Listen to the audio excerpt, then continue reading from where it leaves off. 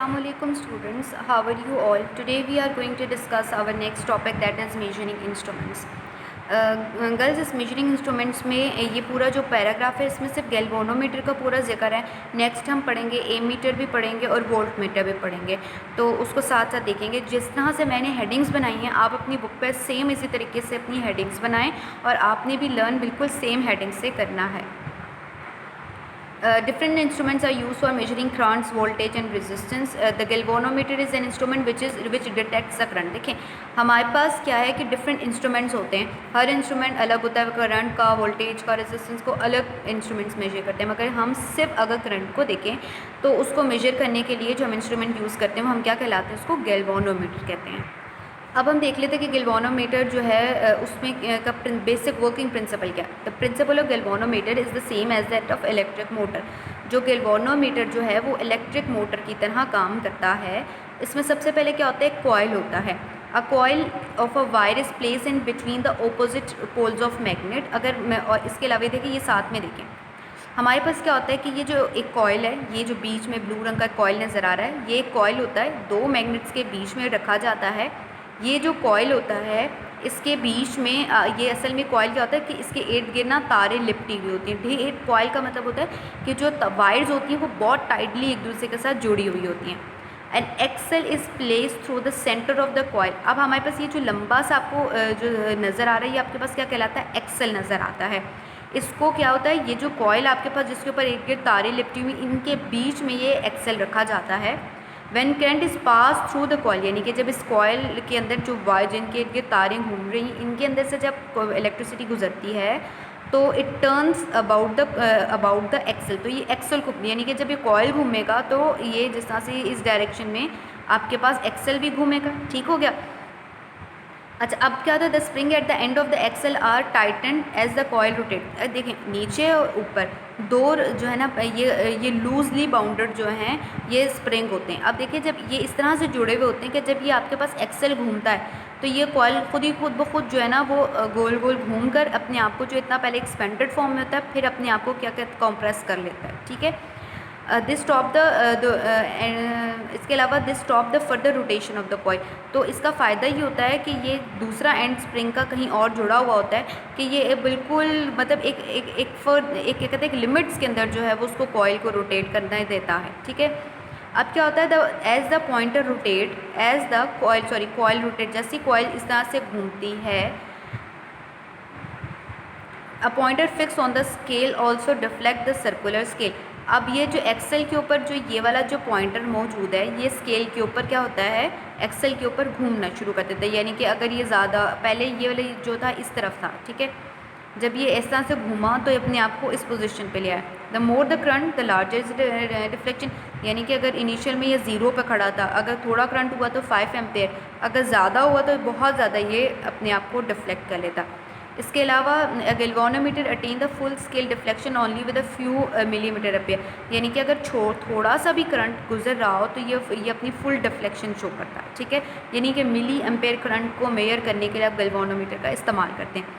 That is why a galvanometer is not used to measure the exact amount of current but it is used to detect the current। यानी कि galvanometer बहुत important point है कि galvanometer जो है वो current को major करता है कि भाई इस चीज़ से करंट गुजर है। ये नहीं डिटेक्ट करने, सही तरीके से डिटेक्ट नहीं करेगा करंट को, बल्कि सही तरीके से एग्जैक्ट अमाउंट नहीं बताएगा, सिर्फ ये इतना बताएगा कि इसके जो सब्सटेंस है उसमें से करंट गुजर रहा है या नहीं गुजर रहा।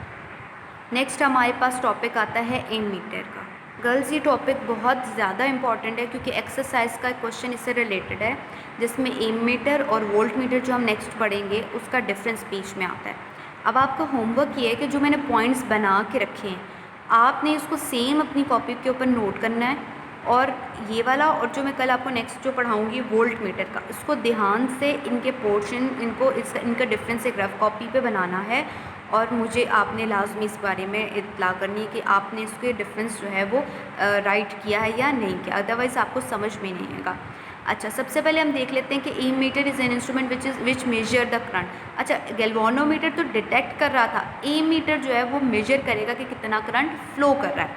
अच्छा, it is made by connecting a small resistance, ठीक है, जिस तरह से ये resistance in a parallel portion of coil of galvanometer. ये गैल्वेनोमीटर के साथ ही जो आपके पास रेजिस्टेंस है ये पैरेलली कनेक्ट होती है, और ये रेजिस्टेंस क्या कहलाती है? शंट। यानी कि जो शंट है और गैल्वेनोमीटर का जो कॉइल है ये एक दूसरे के साथ पैरेलल अटैचमेंट पे हैं। बड़ा इंपॉर्टेंट पॉइंट है। अच्छा, ये जो शंट वाला क्वेश्चन है ये एक्सरसाइज का क्वेश्चन नंबर 10 का शॉर्ट क्वेश्चन का ये आंसर भी है। The major portion of current passes through the shunt, यानी कि सबसे ज़्यादातर जो करंट होता है वो शंट से गुजरता है। ठीक है, अब देखिए ए मीटर के अंदर गैल्वेनोमीटर पहले डिटेक्ट करेगा कि करंट गुजर है। अगर गुजर है तो फिर ए मीटर डिटेक्ट करेगा कि कितना एम्पेयर का या कितना मिली एम्पेयर का करंट गुजर है। Only a small portion passes through the galvanometer, यानी कि गैल्वेनोमीटर सिर्फ डिटेक्ट करने के लिए यूज़ कर रहा है कि करंट गुजर है कि नहीं।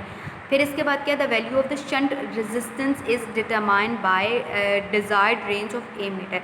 इसके अलावा जो शंट होता है इसके रेजिस्टेंस को जो है हम कम ज़्यादा कर सकते हैं। इस तरह से कर सकते हैं कि हम अब अगर जो एमीटर की जो डिज़ायर्ड रेंज हासिल करना चाहते हैं उसके अकॉर्डिंग हम जो शंट है उसके रेजिस्टेंस को चेंज कर सकते हैं। फॉर एग्जांपल ये मीटर का एक डायग्राम है जिसमें हमारे पास एक शंट है और गैल्वेनोमीटर है, दोनों एक दूसरे के साथ पैरेलली अटैच है।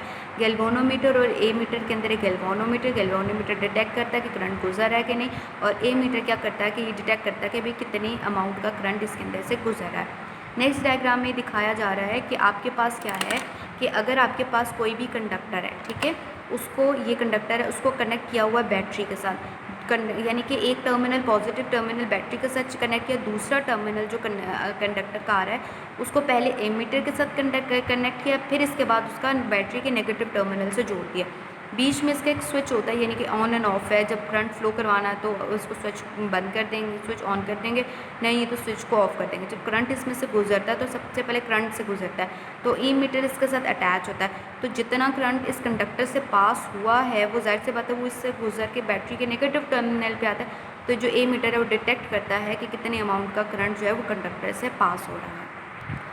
अब हमारे पास है ammeter is always connected in series with a circuit, यानी कि आपके पास ए मीटर किसी भी जो है देखें ये सीरीज़ में है, यानी कि किसी भी जो चीज़ सर्किट के साथ, ये जो सर्किट आ रहा है इसमें क्या कनेक्ट है, सीरीज़ में कनेक्टेड है।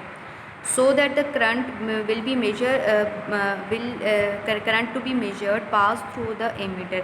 सो इस तरह से हम जो हैं करंट को जो किसी भी सब्सटेंस से गुजर रहा है ए मीटर उसको डिटेक्ट कर लेता है। Due to this resistance, due to the reason of the resistance of ammeter is very low, so it may not alter the current in the circuit.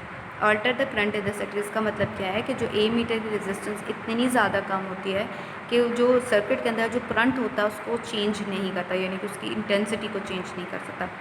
While connecting the ammeter in a circuit care should be taken, और मतलब जब आपने ammeter connect किया तो कोशिश ये करनी चाहिए कि ज़्यादा करंट फ्लो ना करे। ज़्यादा करंट फ्लो करेगा तो एमीटर उसको मतलब उसकी सही अमाउंट नहीं बता पाएगा। इसीलिए the current should enter an ammeter from a positive terminal.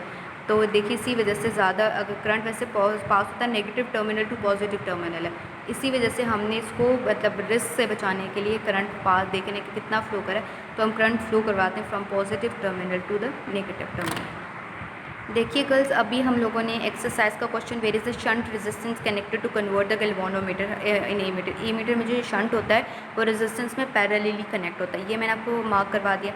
इसके बाद अभी जो हम क्वेश्चन पढ़े, how does the structure of a voltmeter different from the ammeter. अब आपने क्या बताना है कि जो वोल्ट मीटर और ए मीटर कितना एक दूसरे से अलग है। अब हमने ए मीटर तो डिस्कस कर लिया है, जो वोल्ट मीटर हमारे पास वो हम कल डिस्कस करेंगे। Write down the uses both of them. ठीक है, ए मीटर का तो यूज़ ये पता चल गया ना कि it is use to detect the amount of current flowing, ठीक है, और वोल्ट मीटर तो वोल्टेज होगा। अब आपने इनका स्ट्रक्चर का मतलब ये कि जो ये किस तरह से कनेक्ट होते हैं, सीरीज़ में है, पैरेलल में है, ये तमाम चीज़ें इसके अंदर डिस्कस करनी है।